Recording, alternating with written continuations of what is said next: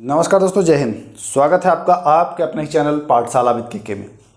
देखिए दोस्तों, आज का क्लास है ऊष्मा यानी हीट के ऊपर। ऊष्मा से रिलेटेड बहुत सारे क्वेश्चन जो हैं वो एग्जाम में पूछे जाते हैं। तो यह वीडियो आपको जैसा कि पता ही है बिहार पुलिस और बिहार एसएससी दोनों के लिए है ना। साइंस का क्लास है, फिजिक्स, तो उसमें हम लोग आज ऊष्मा का अध्ययन करेंगे।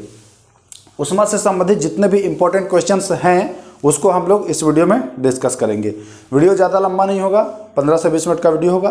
15 से 20 मिनट अगर आप देते हैं इस वीडियो में ईमानदारी पूर्वक, तो ये मान के चलिए कि अगर ऊष्मा से कोई क्वेश्चन आता है तो आप इजीली यानी आसानी से आप उसको सॉल्व कर लेंगे बिना किसी कन्फ्यूजन के।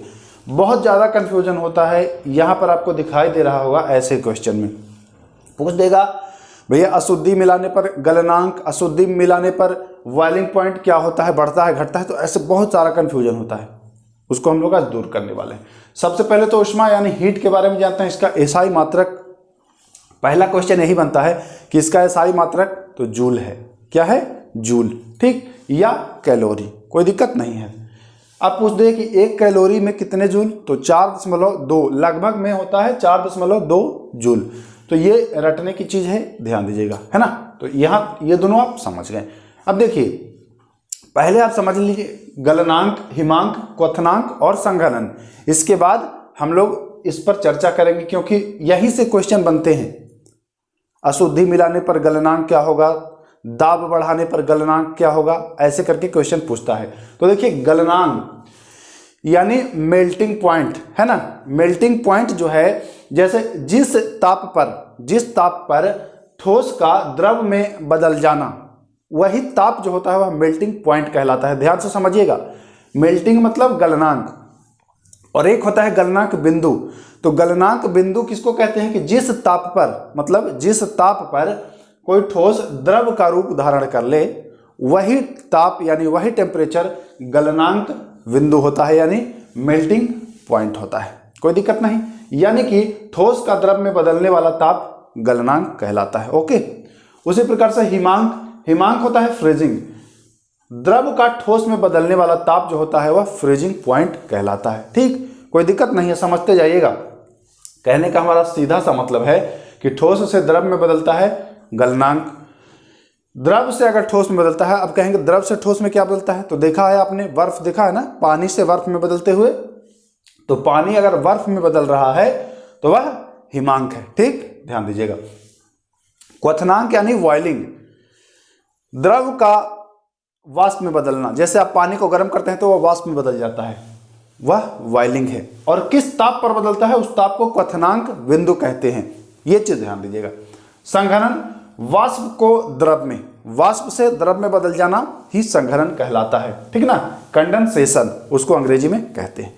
तो इसको आपने समझा, गलनांक, हिमांक, क्वथनांक और संघनन है। चले आगे। ओके। अब यहां क्वेश्चन बनता है दाब बढ़ने पर गलनांक क्या होता है भैया। अगर प्रेशर, दाब यानी प्रेशर बढ़ा देते हैं तो गलनांक क्या होता है।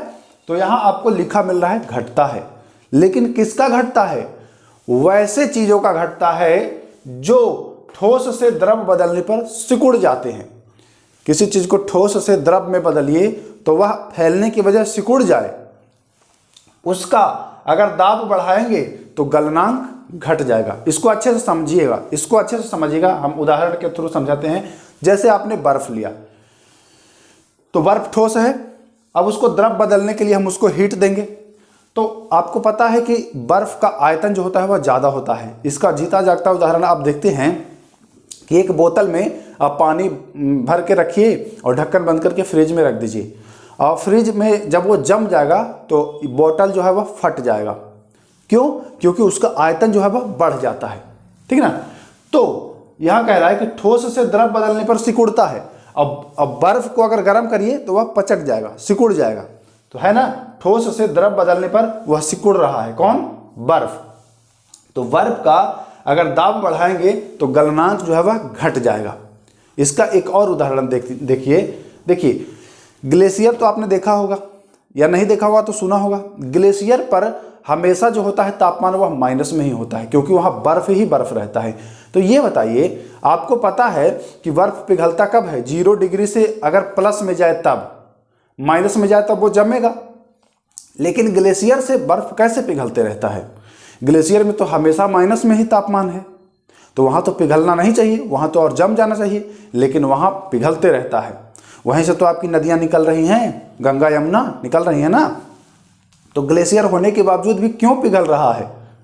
तो उसका यही कारण है कि देखिए होता क्या है, समझिएगा बच्चों। जैसे बर्फ है, बर्फ है, बर्फ है, ठीक, ऐसे बर्फ पूरा ऊंचा तक है, तो इस वाले बर्फ पर कितना प्रेशर लग रहा है? इन सारे बर्फ का दाब लग रहा है कि नहीं? यहाँ लग रहा है, इतना प्रेशर लगता है। तो हमने अभी बताया आपको यहाँ कि दाब बढ़ने पर गलनांक घटता है, दाब बढ़ने पर गलनांक जो है वह घटता है। जैसे कि यह 0 डिग्री पर 0.01 लिख दिए हैं, यहाँ 0 डिग्री पर बर्फ जो है वह बना हुआ है। अगर 1, 2, 3 होगा तो बर्फ पिघलता, लेकिन नहीं, गलनांक यहाँ कम गया है। 0 से अगर कम भी रहेगा तब भी बर्फ पिघल जाएगा। 0 से अगर प्लस होने पर पिघलता है, बर्फ पिघलता है कि नहीं, लेकिन गलनांक कम जाने की वजह से माइनस में भी बर्फ पिघल सकता है, माइनस में भी बर्फ पिघल सकता है। उसका जीता जागता उदाहरण आप ग्लेशियरों में देखते हैं। तो ये चीज़ आप समझ गए कि दाब बढ़ने पर गलनांक जो है वह घट जाता है। घट जाता है का मतलब कि -1 से -3, 4, 5, 6, 10, 20, 50 पहुंच जाता है। ये चीज़ आप ध्यान दीजिएगा।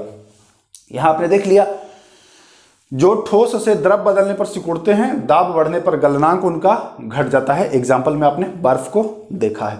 आगे चलते हैं। अशुद्धि मिलाने पर गलनांक और हिमांक दोनों घटता है।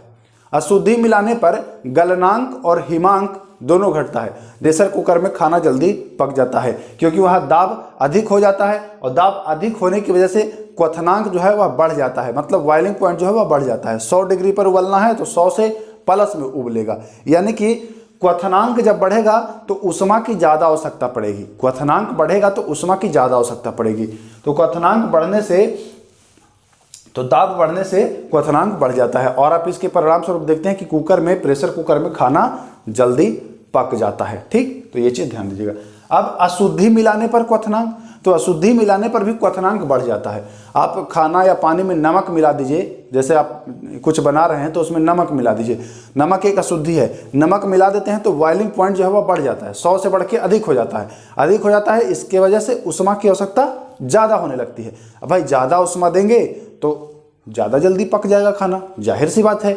तो अशुद्धि मिलाने पर क्वथनांक भी क्या होता है? बढ़ जाता है। दाब बढ़ाने पर भी क्वथनांक बढ़ जाता है, याद रखिएगा। गुप्त उष्मा बर्फ की, आप एक चीज देखेंगे, बर्फ की गुप्त उष्मा जो होती है वह 80 कैलोरी प्रति ग्राम होती है। आप एक चीज देखे होंगे दोस्तों, उबलते हुए पानी की अपेक्षा वाष्प से हाथ ज़्यादा जल जाता है ना। उबलते हुए पानी में हाथ डालकर निकाल लीजिएगा, उतना नहीं प्रभाव पड़ेगा, लेकिन वाष्प से अगर एक बार गुजार दीजिए तो बहुत देर तक आपको जलन होगी। क्यों जलन होगी? क्योंकि जो वाष्प की गुप्त उष्मा होती है, जो वाष्प की गुप्त उष्मा होती है वह है 540 कैलोरी प्रति ग्राम होती है, जो कि बहुत ही अधिक होती है उबलते हुए पानी से। ठीक है ना। तो ये भी एग्जाम में पूछा जाता है कि वाष्प से हाथ जलना ज़्यादा जलन देता है उबलते हुए पानी की अपेक्षा। तो आप बताते हैं कि गुप्त उष्मा के कारण, क्योंकि वाष्प में गुप्त उष्मा ज़्यादा होती है। आगे देखिए, ठोस बर्फ के, जैसे बर्फ है, बर्फ का टुकड़ा है, उस बर्फ के टुकड़े को बंद कमरे में अगर रखे हैं और बंद कमरे में पिघल जाता है तो कमरा क्या होगा?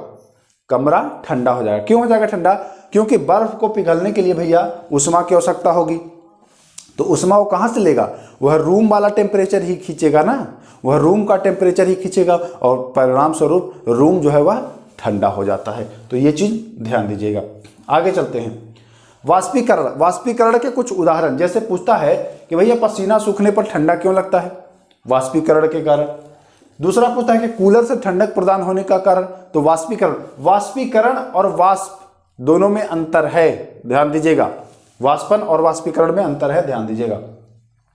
तीसरा पूछता है कि भैया गर्मी के दिनों में मटके में जो पानी रखा होता है वह ठंडा क्यों होता है? तो वाष्पीकरण के कारण। गीला कपड़ा जो होता है वह सूख क्यों जाता है? तो वाष्पीकरण के कारण। तो ये चीज ध्यान दीजिएगा। आगे देखिए, वाष्पीकरण पर प्रभाव, किसका प्रभाव पड़ता है? तो वाष्पीकरण पर प्रभाव पड़ता है आर्द्रता। अगर वायु में नमी की मात्रा अधिक है, आर्द्र वायु है, तो वाष्पीकरण की जो दर है वह कम हो जाएगी, स्लो हो जाएगी। ठीक, तापमान, टेम्परेचर ज़्यादा है तो वाष्पीकरण ज़्यादा होगा। वायु की गति ज़्यादा है तो वाष्पीकरण अधिक होगी। खुली सतह का क्षेत्रफल, अगर खुला सतह है, ज़्यादा खुला सतह है तो वाष्पीकरण ज़्यादा होगा। जैसे कि एक गिलास में आप पानी रख दीजिए, ठीक, और एक थाली में आप पानी रख दीजिए, दोनों को धूप में आप छोड़ दें, ठीक, होगा क्या कि थाली वाला पानी जो है वह जल्दी सूख जाएगा, जल्दी उड़ जाएगा। क्यों? क्योंकि उसका जो सतह है वह ज़्यादा है। तो सतह बढ़ने से, क्षेत्रफल बढ़ने से वाष्पीकरण की दर बढ़ जाती है। दाब बढ़ने से वाष्पीकरण की दर जो है वह कम जाती है, घट जाती है। ठीक, तो ध्यान दीजिएगा, इंपॉर्टेंट है। दाब बढ़ने से वाष्पीकरण की दर जो है वह घट जाती है। अब हम लोग चलते हैं उष्मा स्थानांतरण। यहां से भी क्वेश्चन बनता है। उष्मा स्थानांतरण 3 विधि है, चालन, संवहन और विकिरण। सबसे पहले चालन के बारे में जानते हैं। चालन के बारे में कह रहा है वस्तु के कण अपने स्थान नहीं छोड़ते हैं। ठोस में इसी विधि के द्वारा उष्मा का स्थानांतरण होता है। जी हाँ, ठोस में इसी विधि के द्वारा उष्मा का स्थानांतरण होता है। ठोस आपको 2 तरीके का मिलेगा, एक सुचालक और एक कुचालक। सुचालक में उष्मा का स्थानांतरण अच्छे से होता है, तेजी होता है। कुचालक में नहीं होता है या बहुत कम मात्रा में होता है। तो देखिए, कुचालक और सुचालक का कुछ उदाहरण दें। जैसे कि आप लोहा को गर्म करते हैं, आग में ऐसे रखिए तो एक छोर गर्म होगा, धीरे धीरे दूसरा छोर गर्म होगा। लेकिन आप लकड़ी को रखिए आग में या धूप में, तो लकड़ी का एक ही छोर गर्म होगा। जिस छोर को आप रखे हैं और दूसरा छोर नहीं गर्म होगा या बहुत कम गर्म होगा, अगर होगा भी तो। लेकिन यही उदाहरण है कुचालक का। और कुचालक का एक दूसरा उदाहरण देख लीजिए। ये भी क्वेश्चन पूछा जाता है कि जाड़े के दिनों में एक मोटी कंबल ओढ़ने की अपेक्षा 3-4 पतली कंबल ओढ़ना ज्यादा गर्मी देता है। क्यों? क्योंकि देखिए, ध्यान से समझिएगा, एक आप मोटा कंबल ओढ़िए और वही 3-4-5 पतला कंबल ओढ़िए, तो पतला कंबल जो है वह आपको ज्यादा गर्मी देगा। क्यों देगा? 2 पतली कंबल के बीच में जो गैप होता है, जिसमें वायु भरी होती है, तो आपको पता है वायु जो है यह उष्मा का बुरा चालक है, यानी कि कुचालक है। ठीक ना, उष्मा का बुरा चालक है। इस वजह से जब बुरा चालक है तो भैया उष्मा को इधर से इधर नहीं आने देगा, यानी कि बाहर की ठंडी हवा को अंदर नहीं जाने देगा और अंदर की गर्म हवा को बाहर नहीं जाने देगा, है ना। 2-3 लेयर बन जाता है तो वायु का लेयर बन जाएगा दोनों कंबल के बीच, तो उष्मा का आदान प्रदान नहीं होगा, इस वजह से गर्मी प्रदान करेगा। आप एक और उदाहरण ले लेते हैं। जैसे कंक्रीट वाला जो छत होता है, तो आप देखते हैं कि गर्मी के दिन में ज़्यादा आपको तपेगा। क्यों? क्योंकि वह उष्मा का चालक है। कंक्रीट उष्मा का अच्छा चालक है, हीट को ऊपर से नीचे आसानी से आने देता है ना। वहीं आप फूस की अगर ले लीजिए झोपड़ी, तो फूस जो है लकड़ी का होता है ना, लकड़ी या फिर घास पत्ते का होता है, तो उष्मा का वह बुरा चालक है। तो बाहर की जो उष्मा है उसको अंदर नहीं और अंदर की उष्मा को बाहर नहीं जाने देता है। इस वजह से यह चीज होता है, तो आप समझ गए होंगे। संवहन से देखते हैं, संवहन क्या है भाई? तो पदार्थ के कण एक स्थान से दूसरे स्थान गति कर सकते हैं। जहां हमने पढ़ा कि चालन में जो कण है वह गति नहीं कर रहा है, लेकिन संवहन में जो कण है वह स्वतंत्र है, गति कर सकता है। यह ठोस में नहीं होता है, द्रव और गैस में होता है। इसका उदाहरण देख लीजिए कि वायुमंडल का गर्म होना। वायुमंडल गर्म इसी के द्वारा होता है। एक चीज आपने और देखा होगा, आप लोगों के घर में फ्रिज होगा, बहुत सारे लोगों के घर में नहीं भी होगा। तो जिनके यहाँ होगा वो समझ लीजिएगा, जिनके यहाँ नहीं होगा वो किसी दूसरे के यहाँ जाके समझ लीजिएगा। तो देखिए, फ्रिज में क्या होता है कि जब आप फ्रिज खोलेंगे तो आप देखेंगे कि जो ज़्यादा ठंडा करने वाला होता है वह ऊपर में होता है। नीचे में सब्जी उब्जी रखने वाला होता है, खुला सब्जी, और ऊपर होता है बर्फ वाला। क्यों होता है पता है? अगर ये फ्रीजर नीचे दे दे तब क्या हो, ये भी बताएंगे। हवाएं ठंडी होती हैं तो वह भारी होकर के नीचे बैठती हैं, तो ऊपर फ्रीजर इसलिए देता है कि नीचे से जो गर्म हवाएं हैं वह ऊपर आएंगी, और ऊपर चूंकि फ्रीजर है तो फ्रीजर से टकरा करके वह ठंडी होगी, भारी होकर के और नीचे जाएंगी। तो इस वजह से पूरा फ्रिज जो है वह ठंडा हो जाएगा। और फ्रीजर को अगर नीचे कर दिया जाए तो भैया हवाएं गर्म होकर के ऊपर आएंगी और ऊपर ही रहेंगी ना, तो ऊपर गर्म रहेगा और नीचे ठंडा रहेगा। ये समझिएगा, यहां पर समझिएगा। ऊपर फ्रीजर है, ठीक ना, ऊपर फ्रीजर है, तो नीचे से जो गर्म हवाएं हैं ये ऊपर जाएंगी, गर्म हवा हल्की होकर ऊपर उठती है, तो ऊपर उठ के फ्रीजर से टकराएंगी और ठंडी होगी, और ठंडी होकर के फिर नीचे आएंगी। तो नीचे आने के क्रम में पूरा फ्रीजर को जो है, पूरा फ्रिज को वह ठंडा कर देगी। इस वजह से पूरा फ्रिज जो है वह ठंडा होता है। अगर यहाँ पर फ्रीजर नीचे रहे तो क्या होगा कि हवाएं यहाँ से गर्म जो हवाएं हैं वो ऊपर जाएंगी। अब ऊपर जाएंगी तो भाई ऊपर तो कुछ है नहीं ठंडा होने का इनका माध्यम, तो यह ऊपर ही दीवार में चिपके रहेंगे, तो ऊपर का जो भाग है यह ठंडा नहीं हो पाएगा, केवल नीचे का भाग ठंडा हो पाएगा। इस वजह से फ्रीजर जो होता है वह ऊपर होता है। मैं मान के चल रहा हूं कि इसको आपने अच्छे से समझा होगा। आगे चलते हैं दोस्तों। अब बचता है विकिरण। विकिरण को माध्यम की आवश्यकता नहीं होती है। जैसे सूर्य का प्रकाश आता है तो आपको पता है कि सूर्य का प्रकाश जब सूर्य से चल रहा है तो वो निर्वात से होते हुए आ रहा है, तो अगर इसको माध्यम की आवश्यकता होती तो यह निर्वात को पार ही नहीं कर पाता, पृथ्वी तक आ ही नहीं पाता विकिरण इसका, है कि नहीं। तो इसको माध्यम की आवश्यकता नहीं होती है।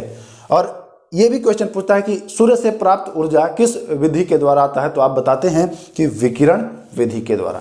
एक चीज आपने और नोटिस किया है कि गर्मी के दिनों में आपने देखा होगा कि जिस रात में आपको बादल मतलब घिरा हुआ दिखाई देता है, उस रात में आपको उमस होती है, ज्यादा गर्मी होती है। क्यों होती है?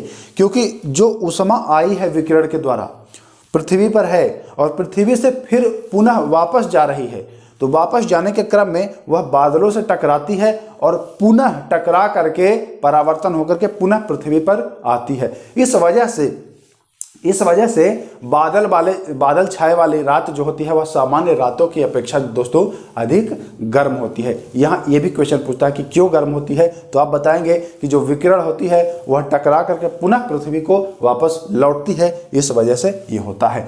थर्मस की सतह को चमकदार बनाया जाता है। आपने देखा है, थर्मस ले लीजिए तो थर्मस की सतह देखते हैं बाहर से पूरा चमकते रहेगा। क्यों रहता है? क्योंकि जो विकिरण आ रही है वो चमकती हुई सतह से टकरा करके और पुनः वापस चली जाती है।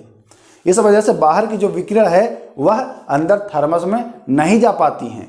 तो अगर थर्मस में आप ठंडा चीज रखेंगे तो ठंडा ही रहता है काफी समय तक, इसीलिए रहता है क्योंकि बाहर की विकिरण जो है वह टकरा करके चमकदार सतह से टकरा करके और पुनः वापस लौट जाती है। ध्यान दीजिएगा। आगे चलते हैं।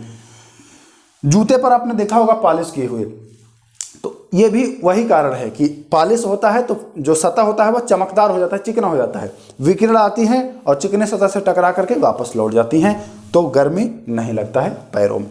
ये चीज ध्यान दीजिएगा। एक होता है कृष्ण पिंड। कोई ऐसी वस्तु दोस्तों जो अपने ऊपर आने वाली अपतित सारी विकिरण को अवशोषित कर ले, सारी विकिरण को, वैसे वस्तु को, वैसे पिंड को कृष्ण पिंड कहते हैं। ध्यान दीजिएगा। एक और है किरचॉफ का नियम। किरचॉफ का नियम कहता है कि अच्छे अवशोषक ही अच्छे उत्सर्जक होते हैं और बुरे अवशोषक ही बुरे उत्सर्जक होते हैं। जैसा कि अगर कोई चीज, आपने रेगिस्तान देखा होगा, रेगिस्तान में होता है क्या कि दिन बहुत गर्म और रात ठंडी होती है। क्यों? क्योंकि जो रेत है वह अच्छा अवशोषक है ऊष्मा का, तो अच्छा अवशोषक ही अच्छा उत्सर्जक होता है। तो दिन में तो खूब अवशोषण करता है विकिरणों का, लेकिन रात जब होता है तो उत्सर्जक यानी कि सारे विकिरण छोड़ भी देता है। तो इस वजह से अच्छे उत्सर्जक ही अच्छे अवशोषक होते हैं। किसने? किरचॉफ का नियम में आता है। इस वजह से दोस्तों रेगिस्तान दिन में अधिक गर्म और रात में अधिक ठंडी होती है। मैं ये मान के चल रहा हूं कि इस टॉपिक को आपने एंजॉय किया होगा, अच्छे से समझा होगा। एक चीज मैं आपसे रिक्वेस्ट करना चाह रहा हूं दोस्तों, अगर आपको क्लास बढ़िया लगता है और समझ में आता है तो प्लीज अपने दोस्तों के बीच शेयर जरूर करिएगा।